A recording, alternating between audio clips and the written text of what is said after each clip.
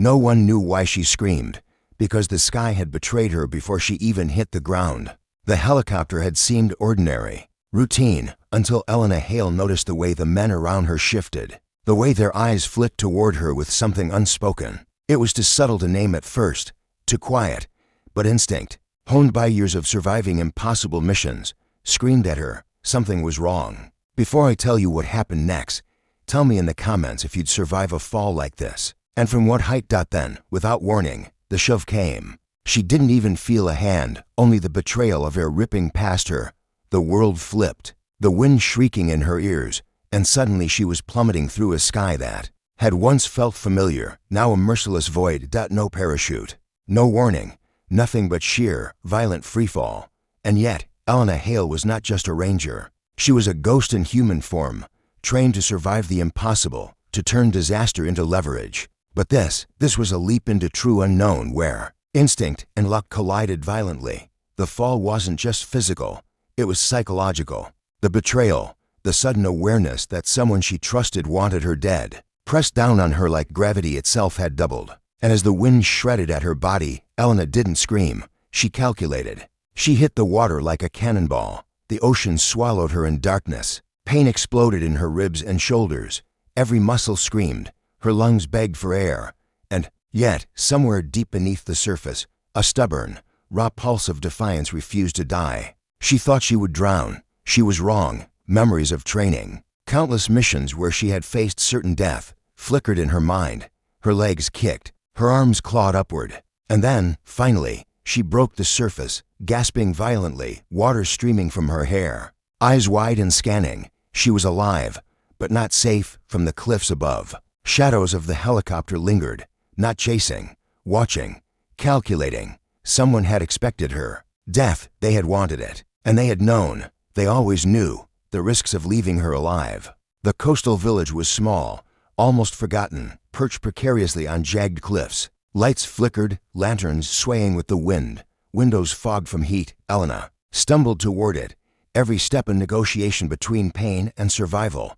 Her body was broken, but her mind burned. Every detail mattered, the shape of the buildings, the flicker of movement inside homes, the potential witnesses. She reached the first house. A child peered out, eyes wide, clutching a worn teddy bear. A mother gasped, covering her mouth. An older man stepped forward slowly, hand extended. Their faces were etched with awe, fear, and recognition, as if they had already seen a ghost and couldn't believe it was real. Elena felt a fleeting wave of gratitude, quickly replaced by caution. Witnesses could save her or doom her. She chose to act calmly, masking pain with determination.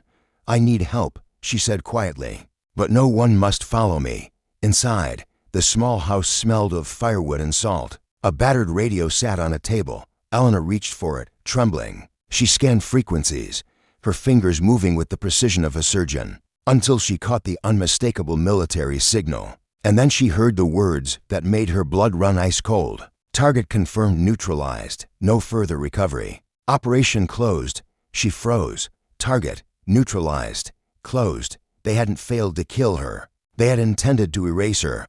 The thought of who could have done this made her stomach twist. Her instinct screamed names, faces, loyalties broken.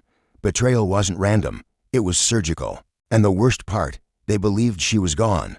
The storm worsened outside. Wind thrashing the windows, rain hammering the rooftops. Elena sat in the dim glow of the oil lamp, thinking through her options. One thing was clear. She couldn't trust anyone in the chain of command, not even old allies. Her survival depended on silence, patience, and precise action. Days passed. Elena healed, just enough to move without collapsing, though her body still screamed with every motion. She observed the village, learning its rhythms, listening to whispers of the wind, the ocean, and the occasional visitor whose footsteps struck like warnings. Then she saw him, Sergeant Rylan Ward, the man who had shoved her out of the helicopter, appeared on the cliffs, scanning the village with binoculars. She caught glimpses of him through the shadows. He was calm, methodical, the predator stalking its prey. He had assumed she would die. He had assumed the ocean would swallow her, the night would erase her. He was wrong. Elena had always calculated odds. Now she would calculate revenge, or at least confrontation. But she knew she couldn't act recklessly.